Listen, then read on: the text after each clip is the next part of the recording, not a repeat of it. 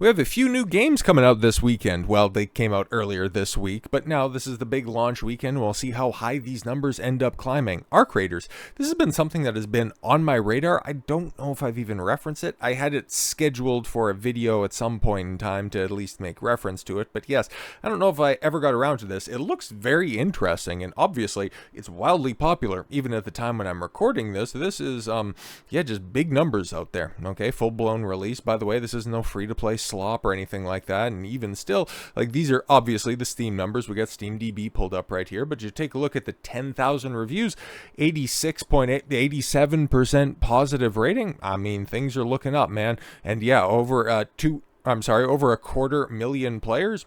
I can't see why this wouldn't peak 300. Pushing even higher than that over the weekend. It's prime, man. There's not a lot of competition. Well, okay. There's Battlefield 6, but that's about a month old at this point in time, which is wild to think about. But yeah, people looking for something a little bit different. I mean, Arc Raiders is definitely something. But if you're looking for something even more different than that, you're looking for something a little less shooty bang bang, a little less team-based. You want to have something a little bit quieter, more intimate, maybe a good RPG out there. Well, how about one from one of the veterans in the industry, somebody, a studio rather, that cranked out one of the best, in fact, and from what I hear, Fallout New Vegas is just an absolutely immaculate game. We're talking Obsidian Studios, and well, they have not one, but this is the second release on the year for them, and well, it's definitely released. I think that's about the nicest thing I can say about that, because holy man, 13,000 concurrent players for the Outer Worlds 2. Now let's keep it a buck here. Okay, were they expecting big, huge numbers out of this? Well, I mean, talking about Microsoft, they were trying to launch their $80 price point for their first-party AAA games with this very title, and I think they might have seen the writing on the wall when it came to that one, but it's not like the Outer Worlds in particular has ever been that big of a mover, but yeah, the people playing it right now, well, it's considerably lower, and to be fair, I mean, like, this is a 5-year-old game at this point in time, but you take a look at that all-time concurrent player count, and it's over 20,000, and you take a look back at the Outer Worlds 2, and it's at 13,000, and yeah, we've seen shit like this perform about this well before. And going back to the most recent release from Obsidian Studios, you got Avowed that came out earlier this year, and it has 19th. Oh, wait a minute.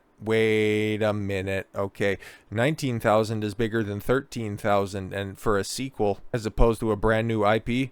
Uh-oh, that's not very good. But what's the cope out there, okay? What's the cope for all of these Microsoft titles that also release on Steam? Oh, everybody's out there and they're playing it on Game Pass. Oh, right, that Game Pass that went up by 50% earlier this year. That very same Game Pass that when Microsoft made all of those stupid decisions, when they started laying people off, closing down studios, when you constantly had wave after wave of Game Pass cancellations, and most specifically, harkening back to the price increase, it ended up crashing the site to cancel the Game Pass subscriptions. Yeah, I'm sure there's just hundreds of thousands of people that are playing Outer Worlds 2 right now, 100%, because that's been the big cope with all of these games that have come out and flopped this year. Oh no, everybody's just playing them on the subscription service, okay? Nobody wants to pay full price for a game that they can play $10, $15, $20 a month for. It's like, oh, okay, cool. So with that admission right there, you're also letting people know that the market is dictating that this specific product is actually only worth $15, $20. It's not worth the $70 that it's getting pimped out for. But what about Claire Obscure Expedition 33 with its over 200,000 concurrent players on Steam? It was also released on Game Pass. Nobody wants to... No? Okay, when a game is a tremendous success, when it sells over 5 million copies. When you have the publisher come out and thank their fans, thank the audience for how many copies they have sold, instead of just simply coming out and saying, hey guys, we're grateful for all of these players that are out there. Dragon Age the Veilguard, Doom the Dark Ages. It's so funny, right? Because that was such a big success. Where's been the updates on that? Where's the sales data on that one? Avowed, obviously, we just looked at that. But then you had something like Hollow Knight Silksong finally come out, and yeah, at the $20 price point, absolutely shoot up the charts. Massive success. Hell, another game that was also on Game Pass day one, the Elder Scrolls 4 Oblivion remake. Why didn't everybody just want to pay the subscription price for a 1-month subscription to Game Pass? No, over 1 million people went over to Steam and picked it up. So yeah, man, I don't want to hear any of that stuff in the coming days. We have to once again simply address why The Outer Worlds 2 is, well, for all intents and purposes, a massive failure. Now, of course, okay, I'll just add the caveat before we go into a couple of obvious reasons as to why this isn't really clicking with people. This could, okay, obviously just explode over the weekend, okay? Maybe everybody isn't quite settled in.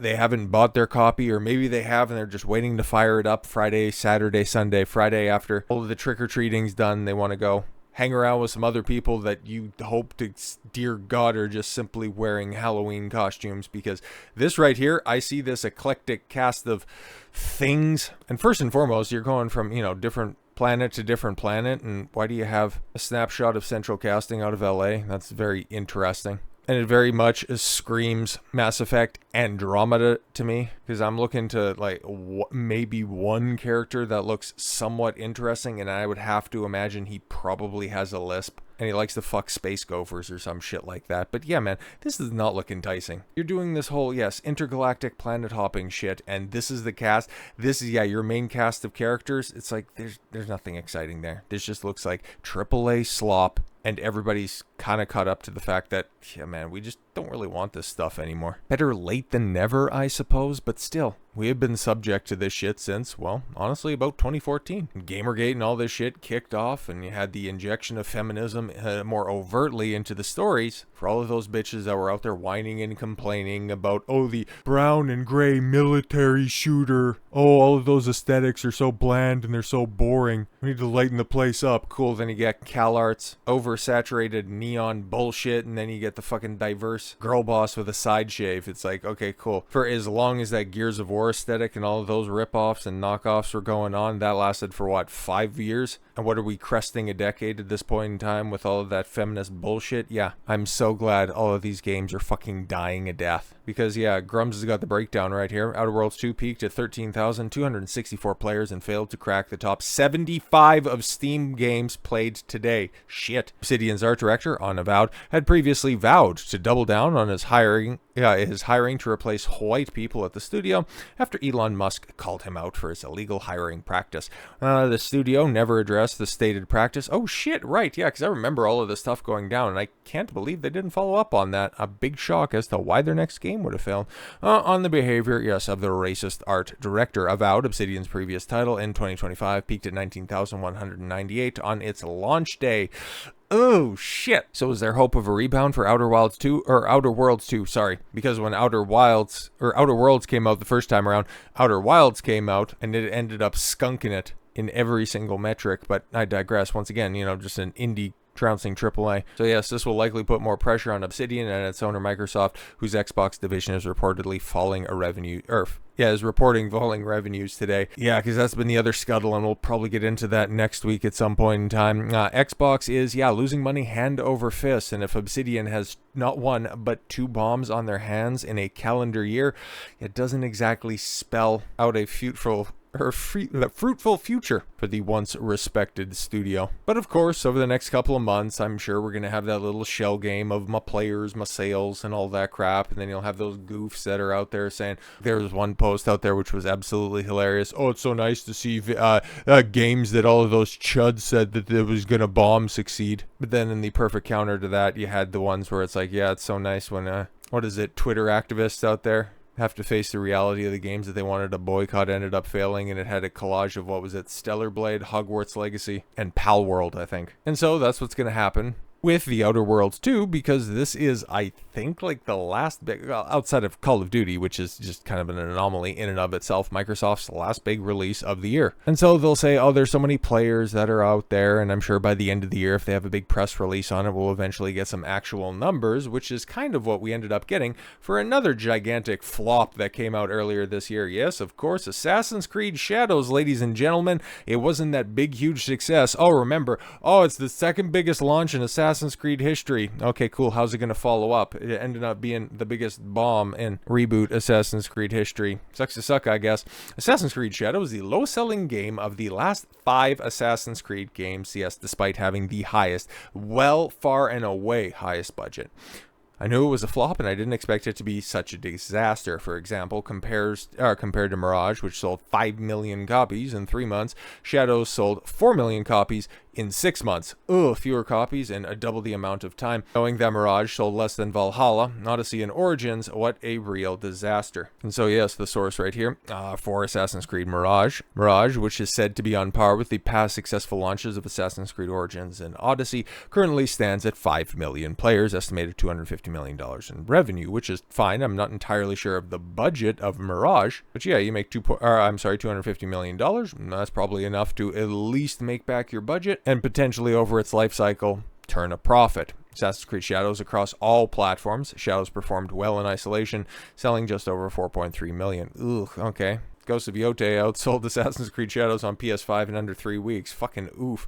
This right here kind of spells the state of the AAA industry. Fucking dead. Every once in a while, you'll have one game that pops. Funny, all those Ghost of Yote defenders, they've just kind of disappeared because there hasn't really been that much of an update on sales data. But oh, trust me, guys, it was really good. Like physical sales in Europe, that's definitely what's going to boost it and save it. Sure thing, pal. Tell me what those numbers look like at the end of the year, and then we might have a conversation about it. But Xbox, I mean, on multiple levels, has had a catastrophic 2025, and it would be one thing, right? Because you take a look at their hardware future, doesn't look that strong, but oh, trust us, guys, so a new Xbox is definitely going to be coming 100% because you know the success of the handheld. Oh my God, it's been we released it and somebody bought it. But closing down studios, laying off thousands of people, hemorrhaging Game Pass subscriptions. I mean, how long is it going to take? Because the writing really is on the wall. It's not too dissimilar to the Doctor Who news that we got earlier this week about Disney finally leaving that toxic partnership. How long is it before Microsoft decides that Xbox really isn't worth it anymore and that they're either going to spin it off, sell it off, or shut it down? At this point in time, it's not a matter of if, it's a matter of when. So with all that said, thank you all very much for the gift of your time. I've been Don Consuelo. I want you to follow your gut and get after it. Take care, everyone.